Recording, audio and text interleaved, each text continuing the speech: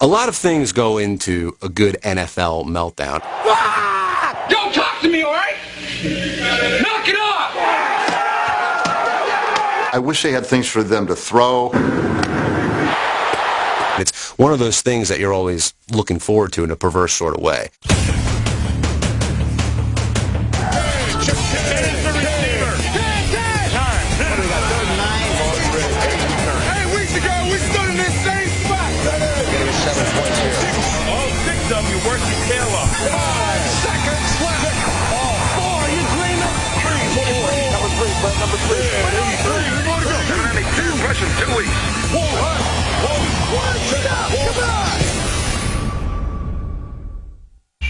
When the heat is on, meltdowns ensue.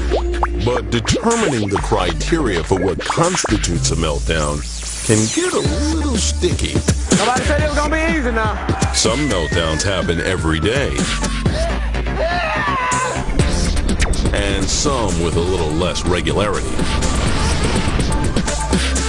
I'm gonna catch heat stroke. It's too hot out here. On our list, meltdowns cover a variety of situations gone nuclear. They can happen to a coach. Oh, you son of a... See that? That's your IQ, buddy. 0. If you want to crown him, then crown her. They can happen to a team. We are in the midst of a meltdown of classic proportion. That's peewee stuff. That's an embarrassment to even be out there doing that. Or they could even be larger in scope. That is Pitts' touchdown on the first play. I think the Kansas City team is a real top football team. It doesn't compare with the National Football League teams. The one essential element. Kiwanuka had him, and then he let him go, and Tom Coughlin goes up there and says, "What are you thinking?" Is a complete undoing. You just feel it collapsing. You see it collapsing. That's what makes a meltdown great.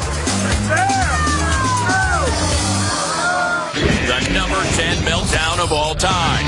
Trey Junkin's bad snap. It was a complete and total melting down, like from an iceberg to a puddle. We've all suffered a lot of defeats, but I'm not so sure that in my career I've ever been in that kind of shock. For the first 40 minutes of a 2002 NFC wildcard game, the Giants looked unstoppable. Looking for Schumer, he's got him for a touchdown! They were up 38-14 with 20 minutes to go, and you thought, well, this is over. But the 49ers scored the next 25 points. Throws for the end zone. And all of a sudden, the Niners are winning 39-38. That was an all-time collapse. You couldn't believe what you were seeing, even when it was happening. After all that, they get one last chance. 42 yards for the win. Trey bleeping Junkin just puts his name into the history books. Snap is low. Allen can't get it down. Tight Allen can't get it down. He's trying to throw it. He just heaves it downfield. He throws it, and it's incomplete. Well, welcome to New York, Trey. And the Giants are going home.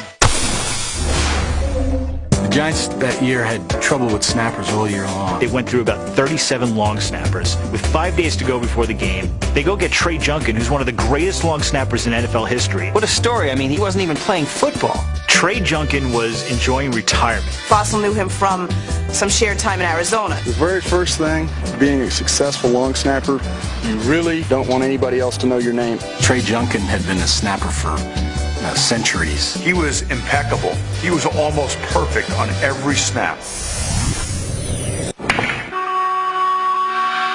Junkin nailed his first 10 snaps of the game, but with the Giants' lead whittled to 5 in the fourth quarter, his 11th went astray. Low snap. Allen gets it down. Line drive kick, and it's no good. Way left. The low snap from Trey Junkin. Allen did all he could to get it down, and Brian never had a chance. And that's not the snap that wakes me up at night. There's only one snap that does that. Trey Junkin, a 20-year veteran, with 2 poor snaps. He must have snapped the ball like 2 million times in his career. It was the first one that he really just flubbed completely. Mamas, don't let your babies grow up to do this. To watch him do what he did, I felt so bad for him. I cost this team a chance to go to the Super Bowl. This is the best team in the NFC. And I remember afterwards, he was just so devastated. I'd give anything in the world, except my family at this point right now, to have stayed retired. It's a shame because, again, he was in retirement and nobody would have known who he was for the rest of his life. New York, as much as any other town, always needs, you have to be able to point the finger at somebody. Don't blame Trey Junkin, okay? Please. They never should have been in that spot. That game should never have to come down to a last-second field goal for the Giants to win. You know, everybody looks at that and says, you know, he melted down and he cost the Giants the game. I'm like, Jeremy Shockey dropped the touchdown pass. Shockey drops it!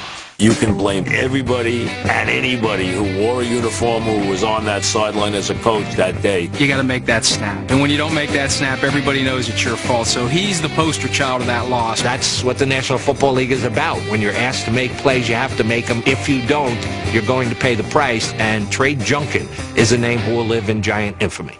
Coming up. In every other game, he has it together. Take him to the postseason, and it's Meltdown City. At the end of the season, he is far from at his best. Wake me up when he wins a playoff game.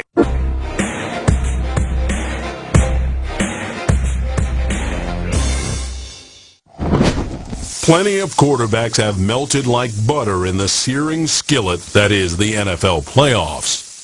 In 1981, Brian Sipe threw away the Browns season. And the Cleveland Browns call the football once too often. In Super Bowl 15, Ron Jaworski connected on 3 game-changing passes, all to the Raiders' Rod Martin. Rod Martin once again slams the door in the face of the man they call Jaws. Stewart got lots of time, steps up, fires down the field. In the 2001 AFC Championship, 2 interceptions in the last 3 minutes melted Cordell Stewart down to a puddle of tears. He has just had a horrible day today throwing the football. The minute Cordell Stewart cried on the sideline, he should have had his NFL Players Association membership card revoked and been thrown out of football forever.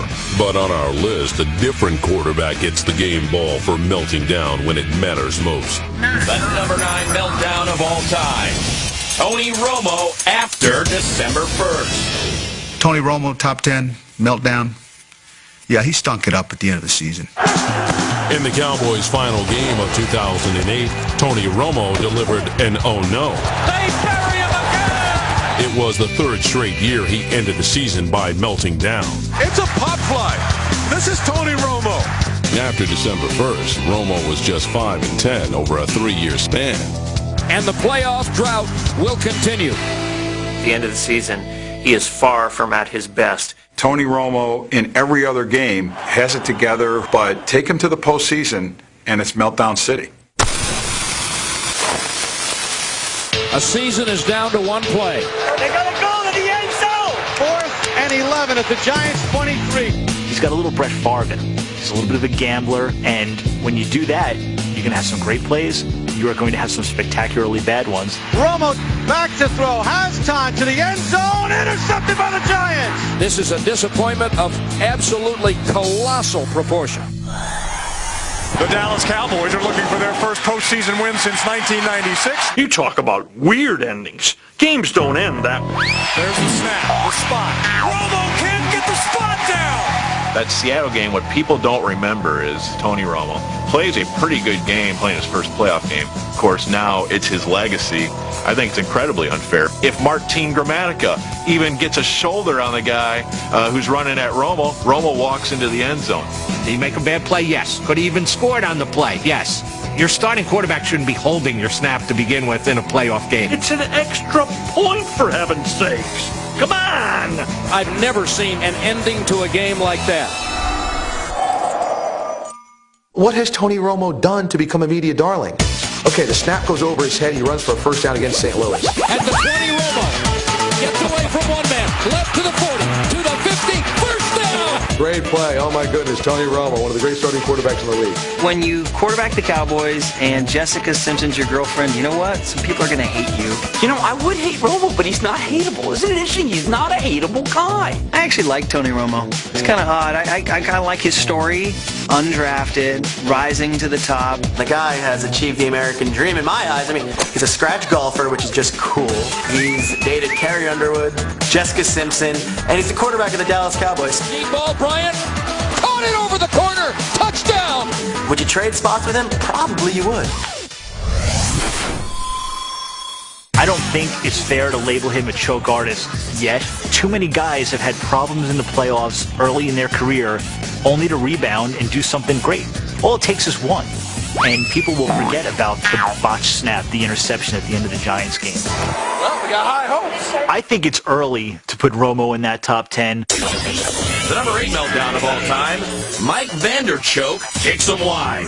He did come up small in some big spots. That wasn't always the case. The kick is up.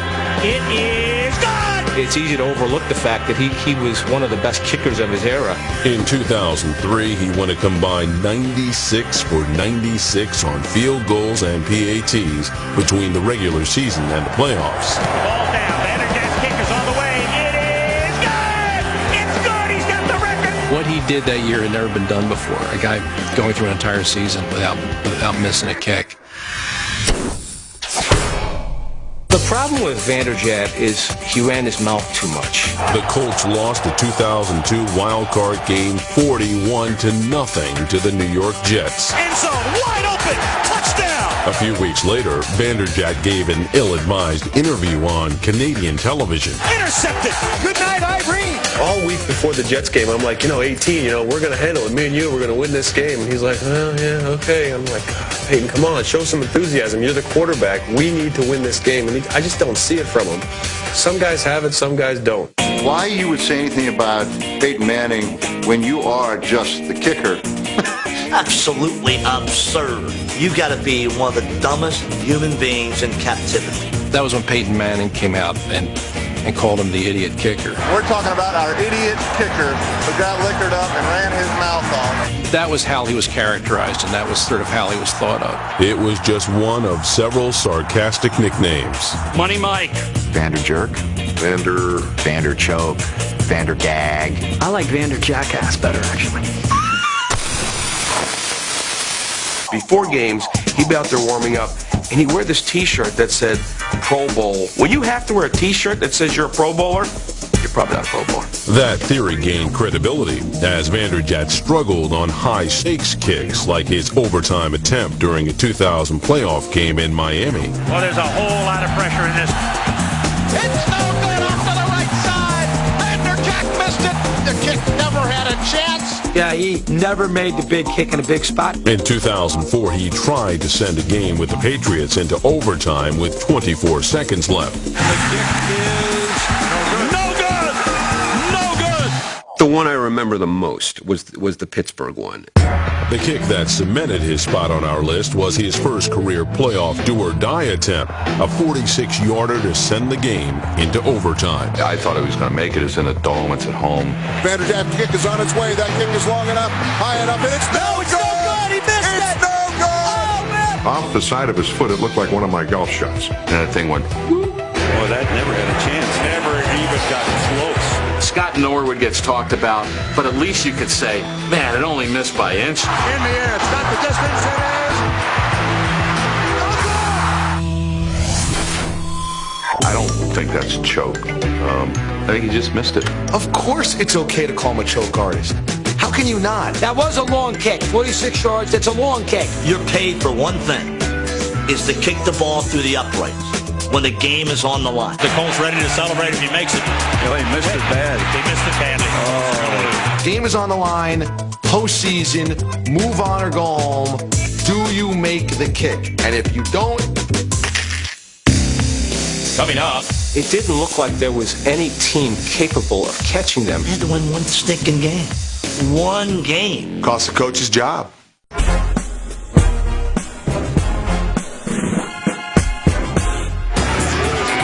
It's hard to believe, but the greatest collapse in history didn't make our list. The Houston Oilers built a 35-3 third-quarter lead during a 1992 wild-card game with the Buffalo Bills. It just seemed like there was no chance for the Bills to come back, especially with a backup quarterback. But Frank Reich led the Bills to 5 unanswered touchdowns. The Bills have scored to take the lead. That's one of the greatest collapses of all time. But the meltdown that made our list wasn't a defensive one. The number 7 meltdown of all time, the Cardinals and their coach losing. You look at that game and you say, how does that happen? A complete meltdown. In Week 6 of 2006, Cardinals rookie quarterback Matt Leinart made his second start and made a big impression on the 5-0 Bears. When I watched that game, I was shocked. I was literally shocked. We thought, this kid's the real deal. He looks great against the best defense in the league. Hey, let's go, baby. Can't stop it. The next thing you know, they're up 14-0. They were dictating to the Chicago Bears. And it kept happening, and it kept happening. 20-0 lead at halftime. It did not feel good. All day. All day. Rex Grossman was awful. 4 picks, 2 fumbles. Grossman guns it deep. Intercepted by Francisco. Rex Grossman that day had the worst game of any quarterback in any game going back to 1995. And here's the thing. They won anyway. They came out in the second half. The team that played the first half left the locker room and another team came in. In the second half, the Bears are showing a 9-man front. And the Cardinals are still trying to run the football, which doesn't make sense. Not one pass the entire drive. What does that say? And I was told afterwards, Denny Green instructed Keith Rowan, then the offensive coordinator, to run the football in the second half. He didn't want Matt Leinart to throw a pick. If any of 4 things don't happen, it's a successful strategy. The Cardinals completed their meltdown without giving up a single offensive touchdown. Picked up on one hop. We got a touchdown, Chicago. The 2 fumble returns for touchdowns. Veteran James stuck up the middle by Alfonso. Blowing balls out, and it's picked up by the Bears. Are you kidding me? Defensive touchdown, number 2. The punt return for a touchdown. Do not kick to Devin Henry. What happens? They kick to him. Bingo. Now runs right to the 20, 25. Look out at midfield. 45, 15, 10, 5. Touchdown. You gotta be kidding me. Despite all that, though, they did have a chance to win the game. Leinart took him down the field and put him in position to win with 50-something seconds left and a 41-yard field goal attempt. Racker's kick is up. It has the leg. Racker's kick is no good. That was one of the most amazing meltdowns I can recall. Everybody knew the Bears were going to come back and win that game. That was no surprise. But when Denny Green went crazy after that game, it made it one of the best meltdowns of all time. The Bears are who we thought they were. Came unglued, didn't he? That's why we took the damn field. When he did go over the edge, he didn't hold back. Crown their ass, Dennis Green. Crown their ass. Now, if you want to crown them, then crown their ass. For the first time in a very long career as a head coach, I kind of blew my top. But they are who we thought they were, and we let them off the hook. Just one of the classic all-time post-game press conferences. They are who we thought they were. For somebody to be who you thought they were, I mean, just thinking about it now. You think about the catchphrases that are still used today from that press conference. I know you've already shown it in this segment, but please, for me, and all other sports fans, show it again. Now, if you want to crown them, then crown their ass. I'm glad that game makes this list, and it should make every list. Thanks, Coach. The number 6 meltdown of all time. The 2008 Denver Broncos. When you have a 3-game lead with 3 to play, you better close the door. They had to win one stinking game. One game. It didn't look like there was any team capable of catching them because everyone else in the division was playing so poorly. The Chargers came out of nowhere. The Chargers have a pulse. The Broncos blowing it was obviously a tremendous meltdown. Yeah, it's got to rank up there. The 2008 Broncos went 8-5 through their first 13 games. They needed just one win in their final 3 to clinch the AFC West title. We talked about it before. You got to play your best football in what? November and December. That team was falling apart long before it hit the skids. This is a team that just had enormous defensive issues. The Patriots are just slamming the Broncos from pillar to post. Mike Shanahan, his defense was giving up 28 points a game on the average. Untouched into the end zone. What did the Broncos not have? A great defense. And in December, it's the great defense that gets you through. In the Broncos' first chance to clinch the AFC West, they gave up 30 points at the Panthers. The pressure is suffocating in Denver if you're a Bronco. In their second shot to seal the deal, they allowed 30 points to the Bills at home. So it'll come down to next week. The Broncos travel to San Diego. Whoever wins is in, and whoever loses is going home.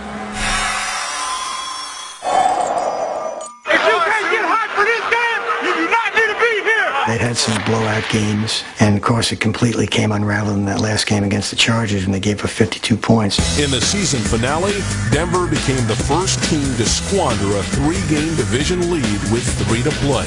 They got blown out of the building. Just completely collapsed.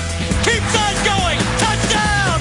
Yeah, they had them on their home field, but Denver didn't show up for the game. I think they're still on the bus. Cutler was really bad in that game. His head was just dialing 911 from the first snap of the game to the end. If there was ever a picture of a 4-year-old kid swallowing castor oil, that's what Dave Cutler looks like right now. Cutler, keep your mouth shut. Keep your mouth shut. Because Rivers has got your number right now, pal. San Diego has stolen this division. I mean, yeah, it's a big meltdown. That's why Mike Shanahan is unemployed this year. Nothing he could do would ever get him fired. Well, this got him fired. When you get the coach fired, yeah, you must have melted down, especially one that had the track record of Shanahan. It was the fallout from the meltdown, I think, that made it such a big deal. If they had made the playoffs, their coach would still be there. Their quarterback would still be there. What in the world just happened? Clearly, it's a team that you'll always remember for unraveling. Light the ignition, man! Coming up. When you look at some of the teams that he had and what they didn't do, he's a choker, all right. Before we continue our countdown, let's recap the list so far.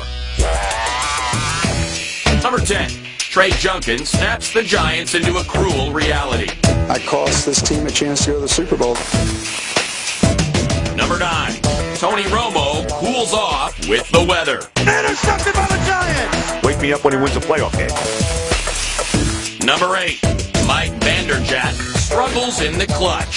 Boy, that never had a chance. Never even got close. And that thing went. Number 7, the Cardinals disintegrate on Monday night. We got a touchdown, Chicago! The Bears are who we thought they were.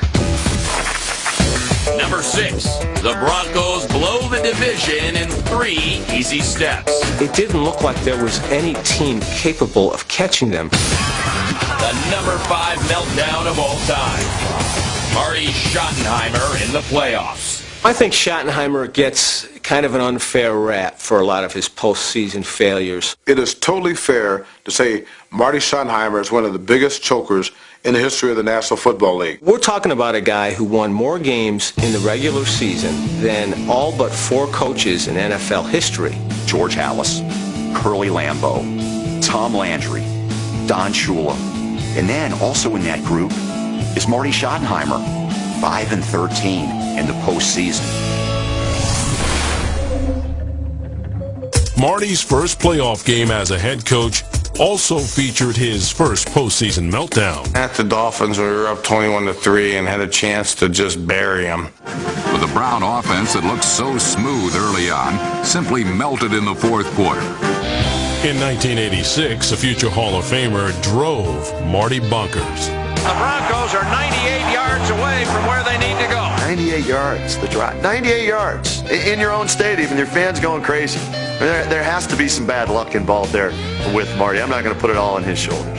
98.5-yard drive. Circumstances sometimes beyond his control have just not gotten him the big prize. Hands up to Biner on a draw. Biner inside the 5 to the 4 to the 3 to the 2.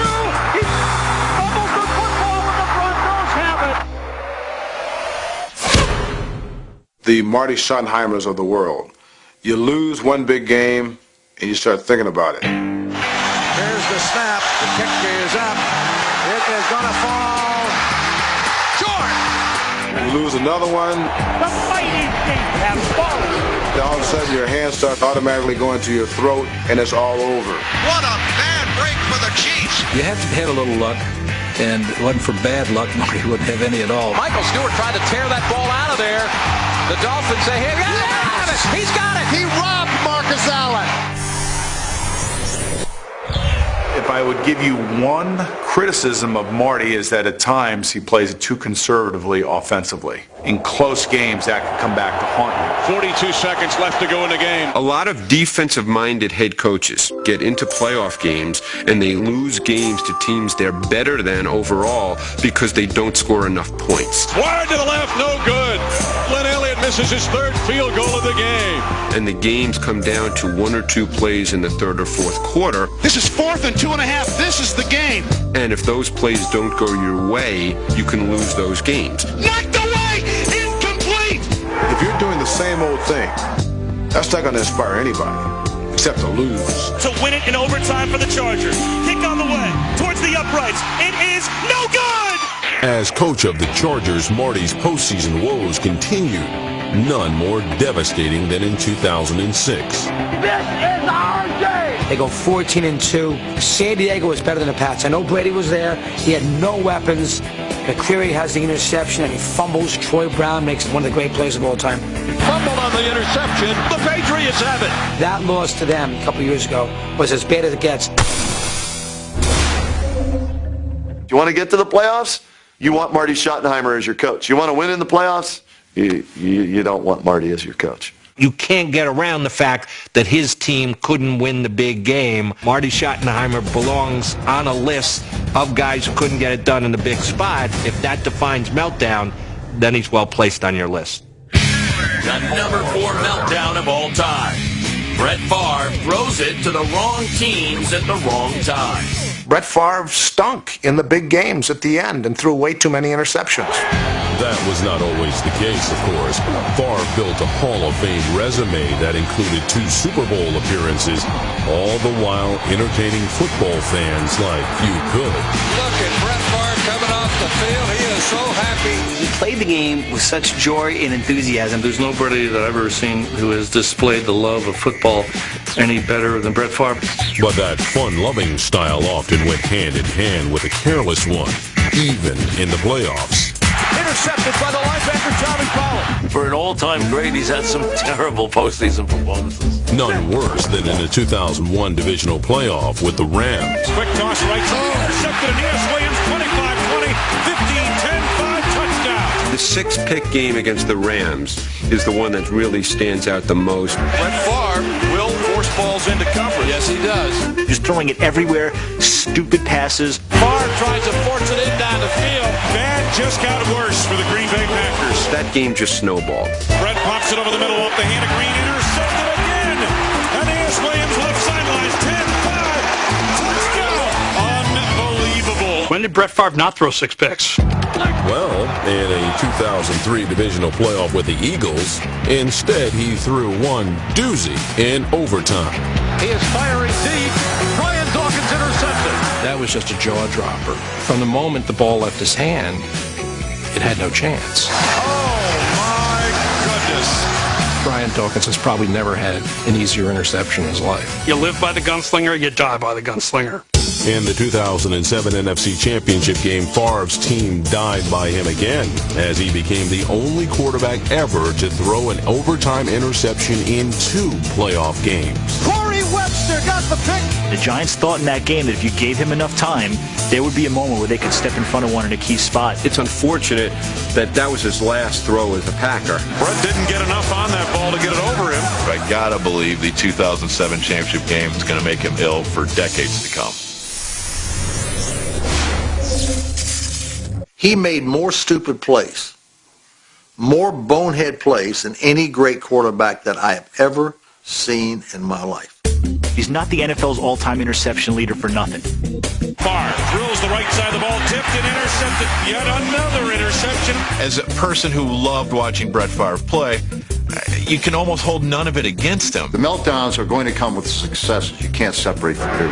What a throw by Brett Favre. Brett Favre made a lot more of those throws successfully than he missed, which is why he's a great quarterback.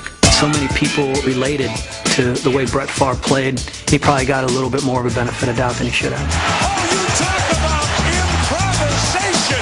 If it was a young quarterback doing the kind of things that Brett has done over the last 5 or 6 years, people will be killing him. But because he's the anointed Brett Favre, everybody looks the other way. Let's get real here. Coming up. It's amazing sometimes how one play can turn a season. That team, after that, did not win another game. It's painful to even think about this. One of the worst meltdowns of all time.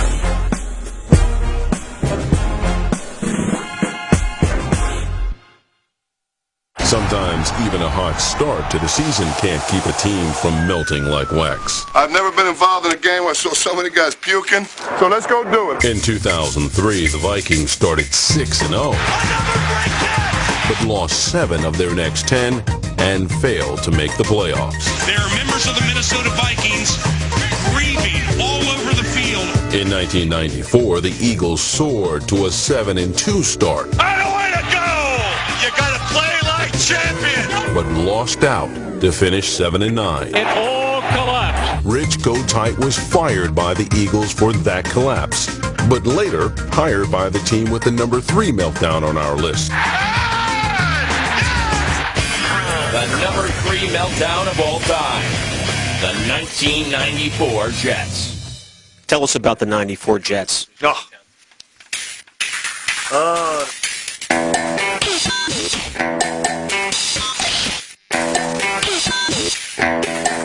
Where do I start? Let's get this baby started all right! In 1994, the Jets overcame a 2-3 start by winning 4 of their next 6 games. Heading into Week 13, they could smell blood in the waters of the AFC East. The wound is open. You're about to commit surgery. Jets are 6-5. Late November game against the Dolphins. If they win this game, they have a share of first place in December. The Jets were up. They're up. It's painful to even think about this. They're up 24-6 in that game. And the Jets have opened up a lead. All of a sudden, it's just an utter collapse. Marino goes off in the fourth quarter. Jets trying to hold on to this one and try to grab a share of first place. But again, nothing safe with Dan Marino on the other sideline. Game comes down to the final seconds. And Marino does the famous clock play. I believe Marino is saying I'm going to spike it with 32, 31, 30 seconds to go. Marino takes the snap from center. He's looking. He's rolling. It was jubilation on our side. It was ecstasy. And to look on the other side, it was devastation. The place is stunned. Rightfully so.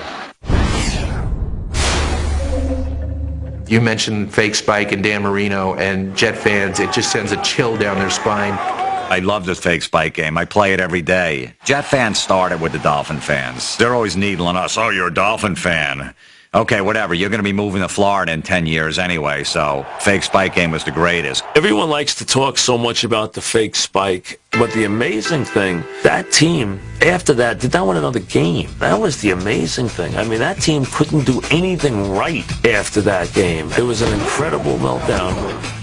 The Jets lost their next 4 games after the fake spike to finish 6-10. I'm tired of it. Change it. Clean house. We've our money for years. Clean house. About time you helped us out. The meltdown continued into the offseason with the firing of head coach Pete Carroll. After Pete Carroll was with the Jets, if you had told any Jets fan that Pete Carroll would eventually build a dynasty in college football, they would have laughed you out of the room. Pete Carroll deserved more than 1 year, and to get Richie Kotite in there. My philosophy is really very simple. I'm not a genius. Pete Carroll's out, Rich Kotite's in, and the Jets are heading for 2 years of just total misery. Line up for the national anthem. Low to the high. Low to the high. The New York Jets, from the spike game until Richie Kotite was fired, went 4-36 over 2 seasons and 4 games. I'd say the fans got their money's worth. Arguably one of the worst coaches in the modern era. It's wrong. Sorry, Coach, but we think we got it right by making the 94 Jets the number 3 meltdown of all time. That big spike was just like a spike through the heart for them. It took them literally 2.5 years to recover from that. Up next, there was excitement. You gotta love this, don't you? And there was was a title on the line, Showtime, baby. but only one side showed up. There's been no explanation at all.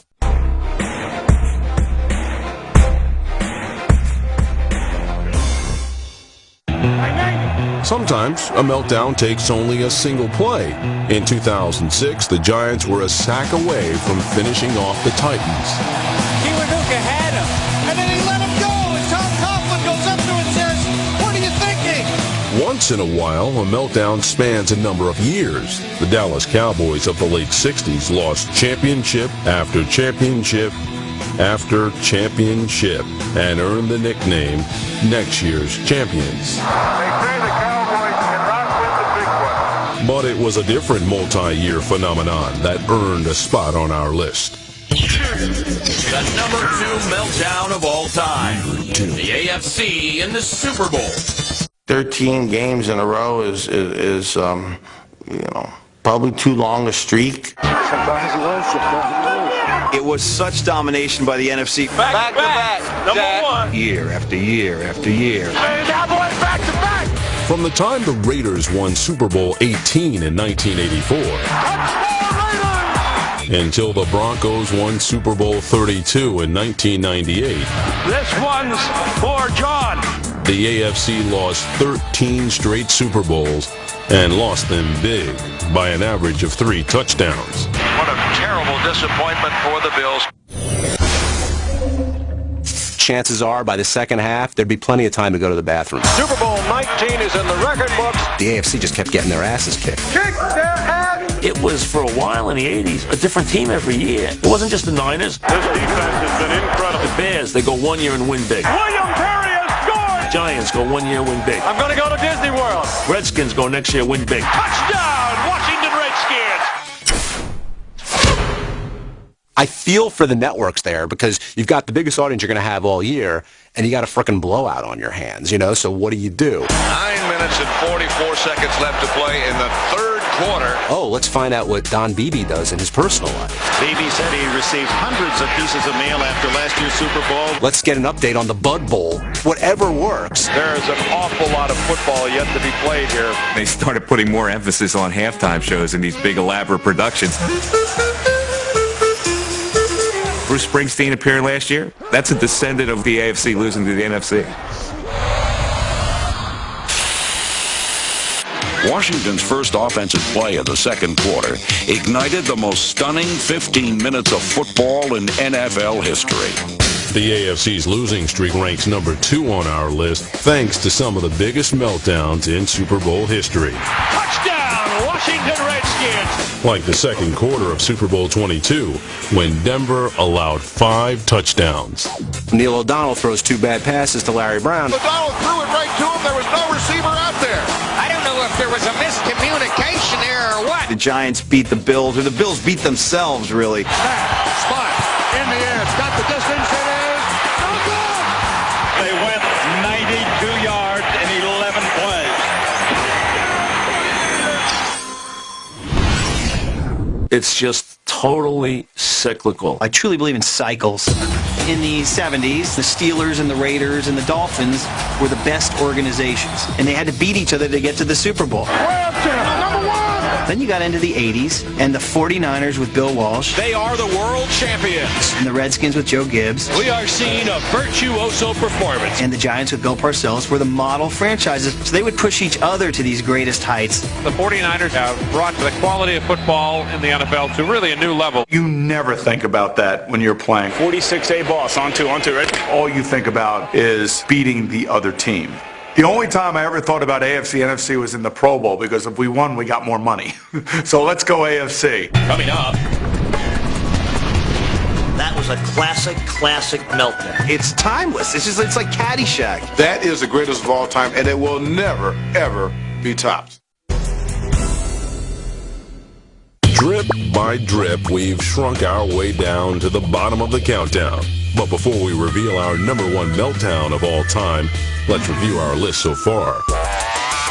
Number 10, Trey Junkin can't snap out of it. 2 poor snaps. I felt so bad for him. I cost this team a chance to go to the Super Bowl. Number 9, Tony Romo gets no late season love. You got the blonde, and you got the star on your helmet. And you know what? Some people are going to hate you. Number 8, Mike Vanderjagt slices into the rough. Vanderjagt's kick is on its way. That kick is long enough. It's good. He missed it. Off the side of his foot, it looked like one of my golf shots. Number 7, the Cards don't know what hit them, but they do know who. They are who we thought they were. Denny had a bit of a meltdown. Number 6, the Broncos can't corral the AFC West. They had to win one stinking game. It's a big meltdown. That's why Mike Shanahan is unemployed. Number 5, Marty's postseason woes. The results are in, and the results are that Marty can't win the big one. Number 4, Brett Favre shucking it up. Brian Dawkins interception. You live by the gunslinger, you die by the gunslinger. Number 3, Marino Magic melts down the Jets. That big spike was just like a spike through the heart for them. It's painful to even think about this. Number 2, the NFC has the AFC's number 13 times in a row. The AFC just kept getting their asses kicked. And now, the number 1 meltdown of all time. Jim Mora's playoffs. Number 1 meltdown of all time is playoffs. Playoffs? It's got to be. Playoffs? Playoffs. Playoffs? Playoffs. Playoffs? Playoffs? You kidding me? Playoffs? Are you kidding me? Playoffs? During the Renaissance, oil painting reached its apotheosis, and I think the Monday press conference, peaked with playoffs. Playoffs? Whenever you hear the word playoffs, you automatically think back to Jim Mora. Automatically. You're out at the bar having a few drinks with your buddies, and somebody sooner or later is going to, playoffs? Are you kidding me? Playoffs? I bet you a poll of people couldn't tell you what year it was, what game it was after. All they remember is playoffs. Playoffs? I walk down the street occasionally, and some guy's walking this way, and he'll kind of look at me, and then we'll pass, and all of a sudden I'll hear, playoffs? Playoffs? There's something about Jim Mora's voice which is sort of high-pitched, and it kind of hits your ear a certain way. Playoffs? When you hear somebody who's whiny and angry, it's funny. Playoffs? That's usually what I sound like when I'm yelling at my kid. Don't talk about it. Playoffs? The eyebrow is up, the body language is he's completely taken aback. Playoffs? The visual complements the audio better than any other meltdown we've ever seen.